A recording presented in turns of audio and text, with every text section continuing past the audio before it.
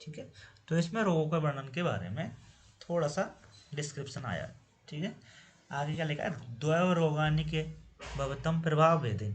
अब रोग का जो है ना, हम विभाग कर रहे हैं, उसके डिवीजन कर रहे हैं, ठीक है, किसी बेस पे। तो सबसे पहले बोल रहा है कि द्वय रोगानि, द्वय रोग होते हैं किस पर, प्रभाव भेदे, प्रभाव के भेद से। कौन कौन से होते हैं प्रभाव के बेस से? दो रोग, साध्य और असाध्य। ठीक है, तो आपको इनके जो टाइप है उनसे भी ज़्यादा इंपॉर्टेंट इसका प्रभाव है कि किस प्रभाव से अपने को इनको भेद किया है। प्रभाव भेद से साध्य असाध्य दो भेद ही हो गए। ठीक है, फिर दो भेद किए, और वो किस प्रभाव, किसके आधार पर किए? बल भेदेन, बल के आधार पर दो भेद किए हैं। ठीक है, मृदु और दारुण। ठीक है, फिर दो भेद किए किस आधार पर? अधिष्ठान के आधार पर। ठीक है, या तो उसका अधिष्ठान मन हो सकता है रोग का, या उसका स्थान शरीर हो सकता है। ठीक है, तो अधिष्ठान आधार पर मनोअधिष्ठान और शरीर अधिष्ठान। फिर दो भेद किए किसके आधार पर? निमित्त भेदे। ठीक है, निमित्त भेदन दो आधार पर, स्वधातुम वैषम्य निमित्तम, या तो स्वयं दूषित हो गए उसके धातु हैं, या फिर आगंतुज कारण। तो स्व धातु वैषम्य निमित्त को अपन निज भी बोल सकते हैं। ठीक है, या फिर आगंतुज दो। आ गए फिर आश्य भेद पर, दो प्रकार के हो गए। आश्य दो प्रकार से, आमाशय समुद्र हो सकता है या पक्वाशय से उत्पन्न हो सकता है, तो पक्वाशय समुद्र हो सकता है। आमाशय समुद्र और पक्वाशय समुद्र। ठीक है, एवं एतत् प्रभाव बल अधिष्ठान निमित्त आश्य भेदे द्वयं च प्रकृय अंतरण विद्यमानं प्रभावं संध्यान स्याद एकम बहुत्व च। एकत्वं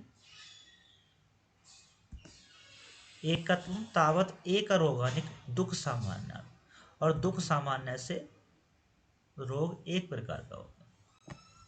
ठीक है, ये भी इम्पोर्टेंट। पहली बात तो इनको याद करने के तरीके आप बता देता हूँ मैं। ठीक है, यहाँ पे आपको लिखना है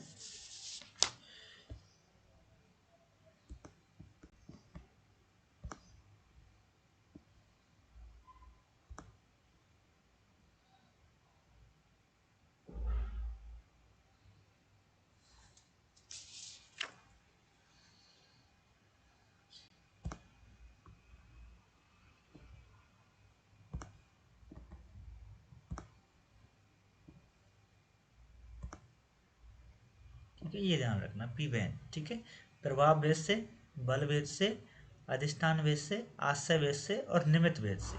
ठीक है, इनको आप याद रखोगे जल्दी याद हो जाएगा। ठीक है, आपको कम से कम उसके प्रभाव, वो चीज़ तो याद रहेगा किस आधार पर डिवाइडेशन किया है। प्रभाव भेद से, बल भेद से, एक का मतलब अधिष्ठान और आश्रय दोनों हैं। ठीक है, और निमित्त भेद से, तो प्रभाव भेद से आपने बता दिया था आपने साध्य साध्य, बल भेद से मृदु दारुण। ठीक है, आश्रय भेद से आमाशय समुद्र पक्वाशय समुद्र, अधिष्ठान भेद से मानसिक और शारीरिक, और निमित्त भेद से हमने आपको बताया था या तो निज है या आगत। ठीक है, और एक प्रकार उसके दुख सामान्य, सभी रोगों में दुख तो होना ही होना है, इस आधार पर जो है रोग का एक भेद किया है। ठीक है, बहुतत्वम तु दशम रोगानिकम रोगनिकानि प्रभाव भेदानि भवन्ति।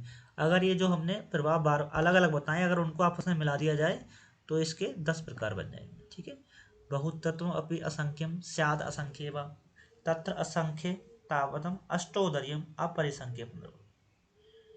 ठीक है, ये बोल रहा है कि भाई अलग अलग प्रकार कैसे हो सकते हैं किसी एक के, जब हमने अष्टोदर्य चैप्टर में ऑलरेडी किसी डिजिट के बारे में बता दिया। ठीक है, मतलब जब दोष असंख्य हैं, दोष संख्या है, दोषों की संख्या फिक्स है, 3 है, फिर रोग असंख्य कहने का मतलब क्या है?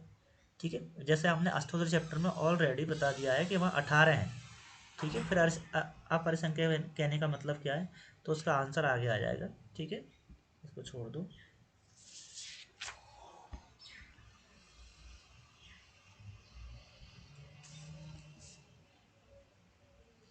एक इस पर निशान लगा देना, बेतम ही बेतम अन्यथा भिन्नति। ये रेफरेंस पूछा जाता है कहाँ का है, तो ये रोगानी विमान अध्याय 6 का। ठीक है, इसको बस इतना याद रखो। ठीक है, समानो ही शब्दों दोषेषु व्याधिषु, इंपॉर्टेंट है आगे कि समान ही शब्द, रोग शब्द जो है वो आपके दो चीज़ों के संदर्भ में प्रयोग होता है, ठीक है, दोष के संदर्भ में भी हो रहा है और व्याधि के संदर्भ में भी हो रहा है, ठीक है। दोषामपि रोग शब्द, आतंक शब्द, यक्ष्मा शब्द, दोष प्रकृति विकार शब्द से प्रयोग, ठीक है। और व्याध्य रोग आतंकम, रोग शब्दम आतंकम यक्ष्मा शब्दम, ठीक है। तो चाहे व्याधि है और दोष है, ठीक है, ये आपस में अल्टरनेटिव एक दूसरे के संदर्भ में प्रयोग हो सकते हैं, ठीक है। इस चीज को आपको ध्यान रखना।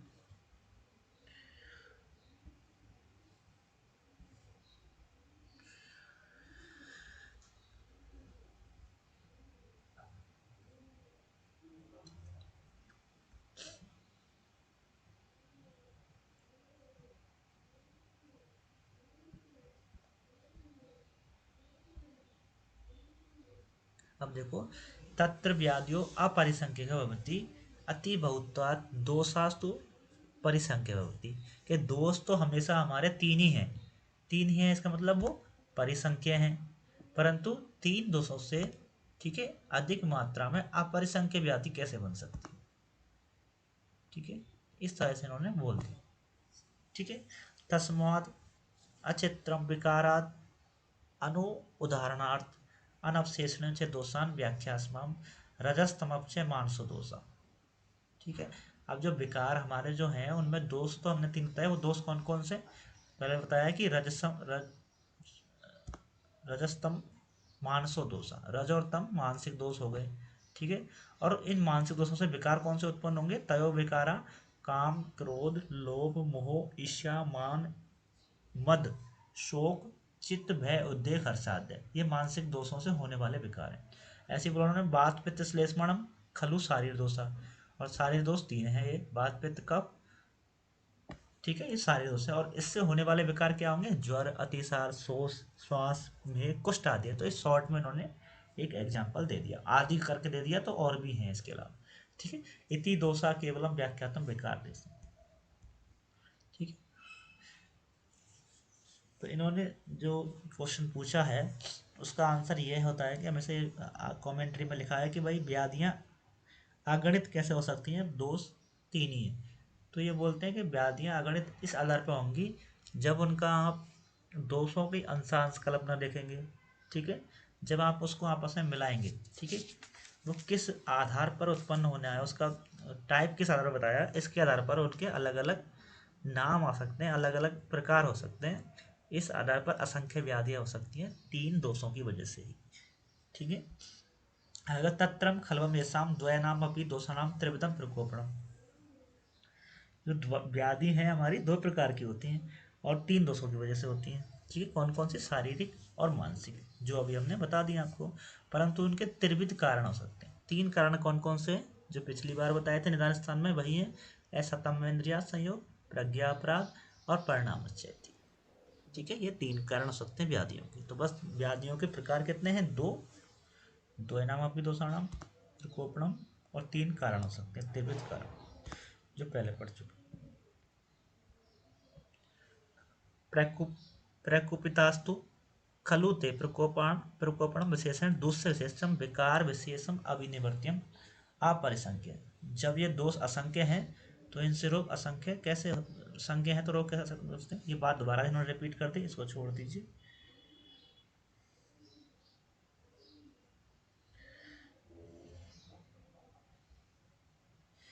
ते च विकारा परस्पर अनुवर्तनानाम कदाचितम अनुबंधति कामाद्यो जोरत, ठीक है। इसका मतलब क्या है कि जो शारीरिक चीज़ें हैं वो बाद में कन्वर्ट हो जाती हैं अपनी मानसिक चीज़ों में, ठीक है, और मानसिक जो व्याधि हैं वो आगे कन्वर्ट शारीरिक चीज़ों में हो जाती हैं, ठीक है। तो ये आपस में कन्वर्ट होने का जो मेथड है जो वो अनुबंध की वजह से होता है, ठीक है। कदाचितम अनुबंधति कामाद्यो ज्वराते, काम आदि जो रोग हैं वो ज्वर में भी कन्वर्ट हो। नियत अनुबंधो रजस्तमो परस्परम ना रजस्कम तम प्रवर्तम, और रज और तमोगुण का परस्पर संबंध निश्चित होता है, क्योंकि रज गुण के बिना तमोगुण की प्रवृत्ति नहीं होती। ना रजस्कम तम प्रवृत्ति, बिना रज के तम की प्रवृत्ति नहीं होती। क्यों नहीं होती, क्योंकि जो तीन जो हमने चीजें पढ़ी, सत्व रज तम, तो सत्व के बाद हमेशा रज आता है, रज के बाद हमेशा तम आता है। तो रज जो है वो तम की प्रथम कंडीशन है। ठीक है, जब तक हम प्रथम कंडीशन से नहीं गुजरेंगे तो लास्ट कंडीशन पर कैसे जाएंगे, इसलिए रज के बिना तम की प्रवृत्ति नहीं हो सकती। शारीर दोषाणाम एक अधिष्ठानाय सन्निपाते संसर्गे व समान गुणत्वात् दोषा ही दूषणे समान। ठीक, दोष जो होता है दूषित करने वाले कारणों के कारण समान गुण वाली चीजों को आपस में मिला लेता है। ठीक, तो इसको छोड़ दीजिए, कोई नहीं, ये इंपॉर्टेंट है आपके लिए। तो देखो, तत्र अनुबंधे अनुबंधो विशेषम, तो इसमें अनुबंध और अनुबंध है, दो चीजें सामने आई। ठीक है, तो आगे लिखा है कि अनुबंध और अनुबंध है क्या चीज, स्वतंत्र तो व्यक्ति लिंगो यथोक्तम समुत्थान प्रसमो। ठीक है, भवम अनुबंध, जो स्वतंत्र है, जो रोग स्वतंत्र है, ठीक है, जिसका संबंध किसी और से नहीं, स्वतंत्र है, व्यक्त लिंग है, उसके लक्षण अपने को मिल रहे हैं, व्यक्त रूप से हो रहे हैं। ठीक है, और उसके जो समुत्थान, उसका जो कारण है, उनका अगर समन कर दिया जाए तो वो रोग भी समन हो जाएगा।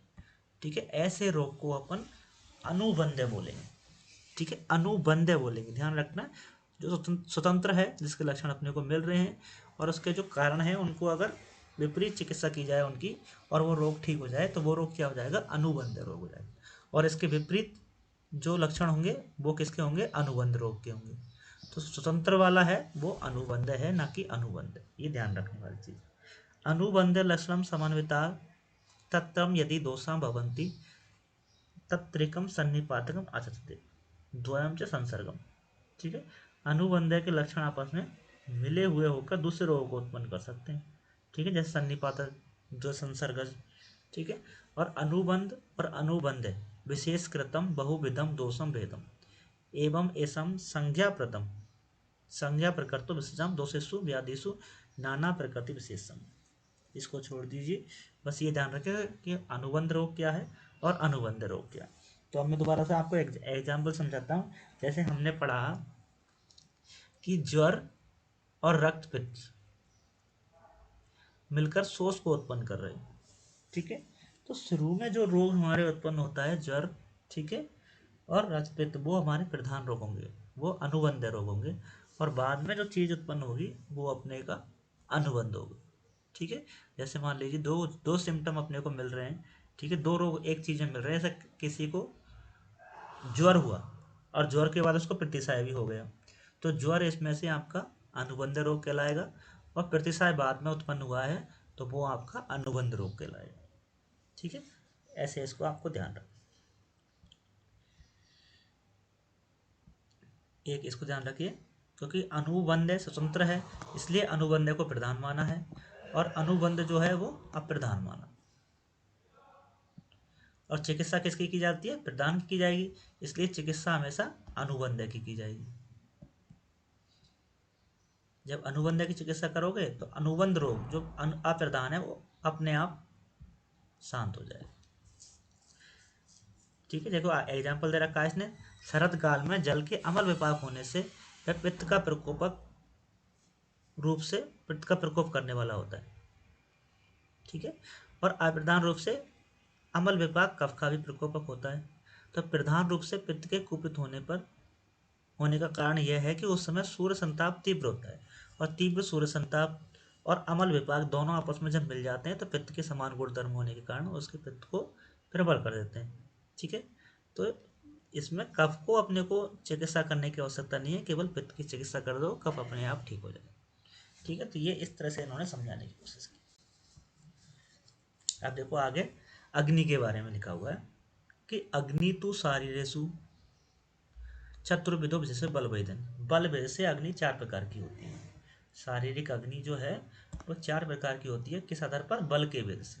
ठीक है, कौन कौन सी, तीक्ष्ण अग्नि, मंद अग्नि, सम अग्नि और विषम अग्नि। ठीक है, तीक्ष्ण अग्नि, मंद अग्नि, सम अग्नि और विषम अग्नि, ये चार प्रकार की अग्नियों को हमें को आपको याद रखना है। ठीक है, आप देखो तीक्ष्ण अग्नि के बारे में क्या बोल रहा है, तीक्ष्ण अग्नि सर्व अवचार से, जो भी खाएंगे आप सब चीज को पचा ले, वो क्या है आपकी तीक्ष्ण अग्नि। सर्व अपचार से, हितकर अहितकर विस्मा संचित, जो भी चीज का आप खा रहे हैं वो तुरंत उसको पचा रही है, तो मतलब वो तीक्ष्ण अग्नि। ठीक है, तद विपरीत लक्षणस्तु मंदम, और इसके विपरीत लक्षण वाली होगी वो मंद होगी। ठीक है, समस्तु खल्व अपचारतम विकृति आपादते अनपचारस्तु, ठीक है, प्रकृति अवस्थित। और समअग्नि जो होगी, ठीक है, समअग्नि के बारे में क्या दे रखा है कि समअग्नि अपचाता मिथ्या आहार विहार से विकृत हो जाती है। अगर आप गलत आहार विहार कर लिया है, ठीक है, तो विकृत हो जाएगी कौन सी, समअग्नि। और इसके विपरीत जो होगी अनपचारस्तु प्रकृति, ठीक है, उचित रूप से आहार विहार करने में अपनी प्रकृति में ही रहती है, ठीक है, उसे अपने को क्या बोलेंगे, विषम अग्नि बोलेंगे, ठीक है। तो इस तरह से इन्होंने 4 प्रकार की अग्नियों का डिवाइडेशन बल के आधार पर किया, उनके लक्षण भी दे रखे, ठीक है। आगे लिखा है सम लक्षण विपरीत लक्षणस्तु विषम इति, इसके विपरीत लक्षण वालों को विषम अग्नि बोलेंगे। एते चतुर्विधा भवन्ते अग्नि चतुर्विधानेन पुरुषाणाम्, ये 4 प्रकार की जो अग्नि है वो पुरुष के अंदर रहती है। तत्र सम वात पित्त श्लेष्मणा प्रकृति स्थान सम समा भवन्ते अग्निया, ठीक है। अगर वात पित्त कफ दोष आपके प्राकृतिक अवस्था में है तो इसको सम अग्नि होती है, ठीक है। सम अग्नि वाला पुरुष का मतलब वात पित्त कफ क्या होते हैं, सम अवस्था में होते हैं, इंपॉर्टेंट बात है।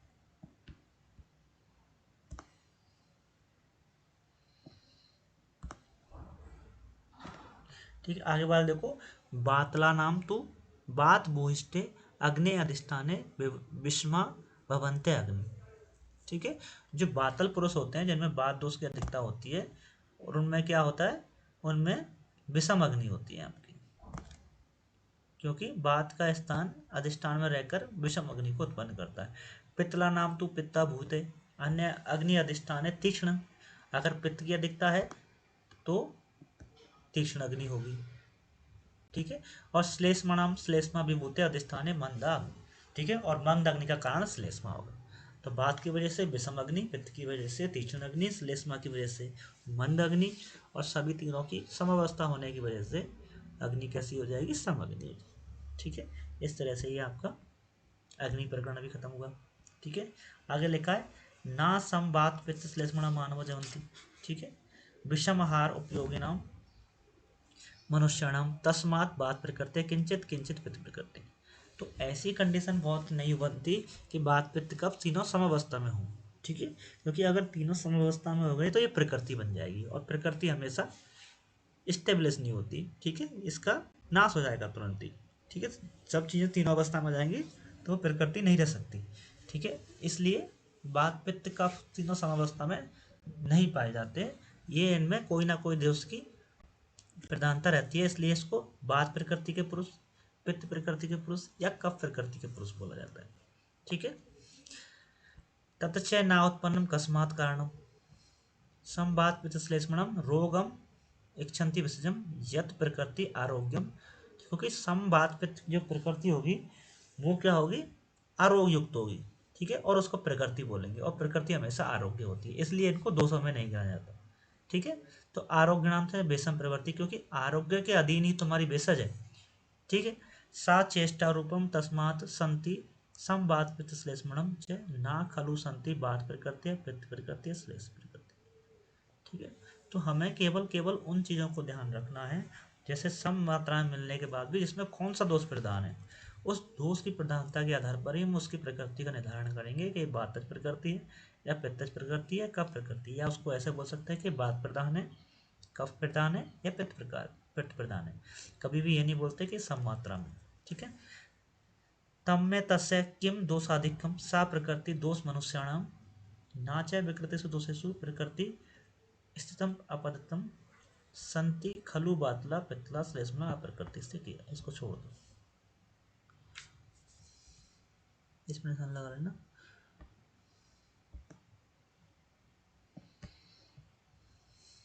जो बातल पित्तल कफल प्रकृति होती है वो अप्रकृतिस्थ होते हैं, मतलब प्रकृति नहीं होती। प्रकृति तो क्या है, अपनी तीन जो सम प्रकृति है वो वही है, एक ही प्रकृति है जो कि आरोग्य है, उसकी चिकित्सा करने की आवश्यकता नहीं होती, ठीक है, और वो जनरली मिलता भी नहीं है अपने को।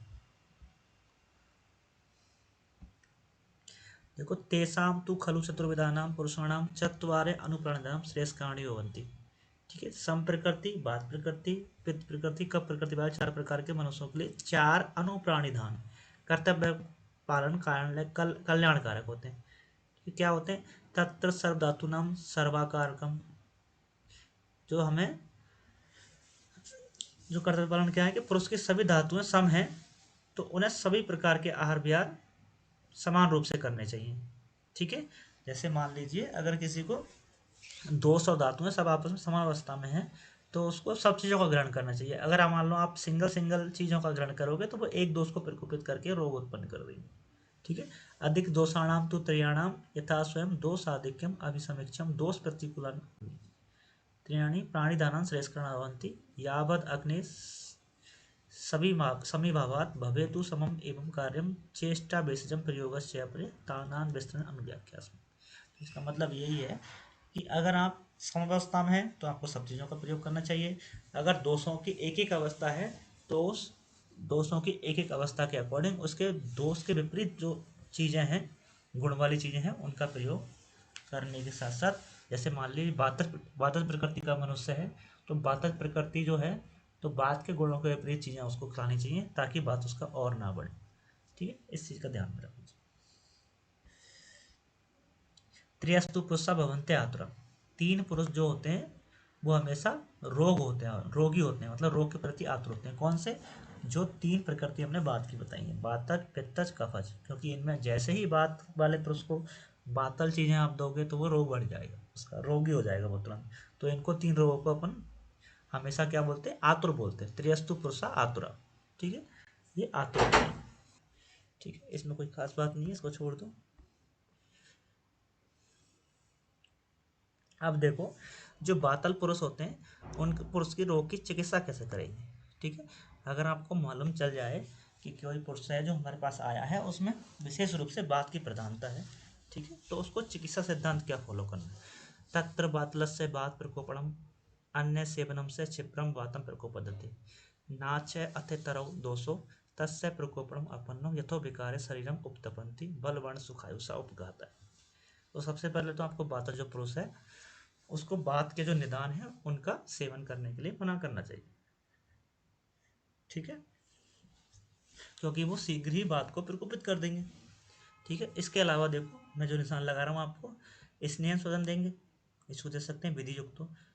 इम्पोर्टेंट मृदुनी संशोधन, अगर बात प्रकृति का मनुष्य है तो संशोधन उसको कराना है, परंतु मृदु कराना है, तीक्ष्ण नहीं कराना। ये इंपॉर्टेंट है, क्योंकि बात प्रधान है और बात को कम करने वाले रस कौन से होंगे?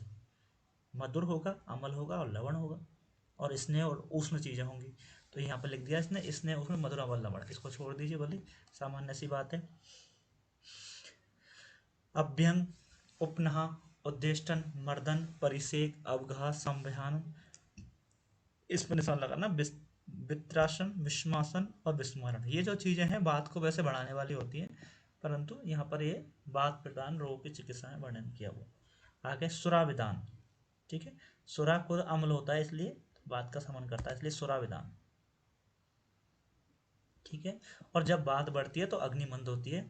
ठीक है, इसलिए अग्नि को बढ़ाने के लिए हमेशा दीपनीय पाचनीय बात हर ब्रेचनीय उपहिता। ठीक है, ये ब्रेचनीय पे निशान लगाना, दीपनीय पाचनीय और ब्रेचनीय। सतपाक सहस्त्रपाक सर्वसाम प्रयोगार्थम। ठीक है, सतपाक और सहस्त्रपाक चीज़ों का प्रयोग करना चाहिए, क्योंकि बात के लिए सबसे अच्छी चीज़ क्या है? बस्ती है, इसलिए बस्ती नियम, बस्ती का प्रयोग तो करने के लिए सुखशीलता, ये बात की चिकित्सा में फॉलो करने वाली चिकित्सा आपको याद रखना। ठीक है, ऐसे ही नेक्स्ट देखो पित्त वाली चिकित्सा।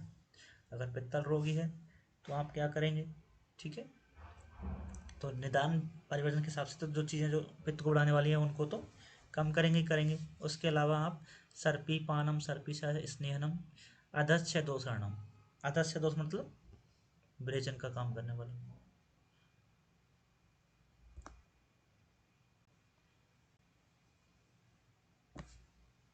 ठीक है, उसके अलावा रस तो आपको पता ही है, जो कसाय तिक्त मधुर है उन रसों का प्रयोग करेंगे। ठीक है, जो बच्चे नए आए हैं उनको मैं दोबारा से एक बार बता देता हूँ। आपको भागवत का एक श्लोक याद रखना है। कौन सा है मैं बोल रहा हूँ, अगर आपके पास पेन कॉपी है तो नोट कर लेना। त्रिदा मारुते घनंती त्रियस्ति आदे कफम कसाय तिक्त मदरा पितन मौतु कुर्वती। ठीक है, जो ऊपर के जो 3 रस बताते हैं मधुर अमल लवण, वो किसका समन करते हैं और बात का करते हैं। बाकी जो नीचे के जो 3 बचे वो कटु तिक्त कसाय वो समन करते हैं आपका किसका, कफ का समन करते हैं। और जो कसाय तिक्त मधुर है वो हमेशा पित्त का समन करते हैं। ठीक है, इसलिए यहाँ पर कफ पित्त वाले में लिखा है कि मधुर तिक्त कसाय जो है वो पित्त का समन करते हैं, इसलिए उनका प्रयोग करना चाहिए। ठीक है, मृदु मधुर, ठीक है, सुरभि शीतम हृदयानाम गंधानाम च उपसेवम, इस पर भी निशान लगाना। मृदु मधुर सुरभि शीत हृदयानाम गंधानाम च उपसेवम। ठीक है, मुक्तामणि का प्रयोग करने के लिए बोला। ठीक है, क्योंकि ये क्या है, मुक्तामणि हार बलि नाम शिशिरम ऐसा नाम धारणा मूर्सा। ठीक है, धारण करने के लिए बोला है मुक्तामणि का प्रयोग।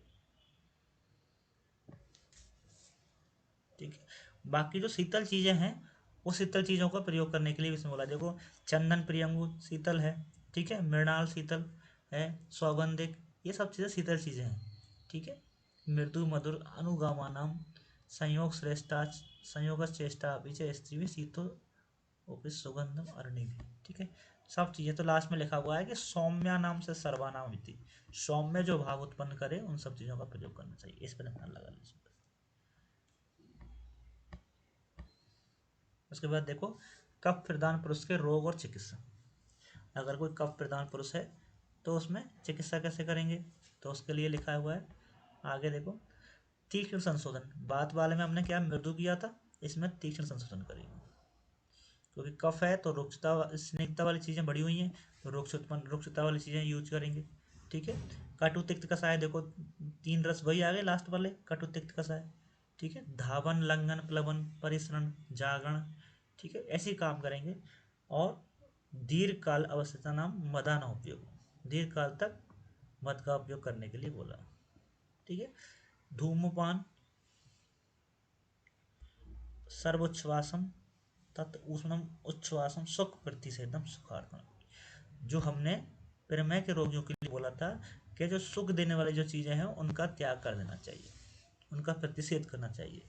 ऐसे ही कफज रोगियों को भी सुख प्रतिषेध सुखार्थम वेवेति, सुख देने वाली चीज़ों को त्याग देना चाहिए। ठीक है, निशान लगाना सर्वोच्च उपवासम।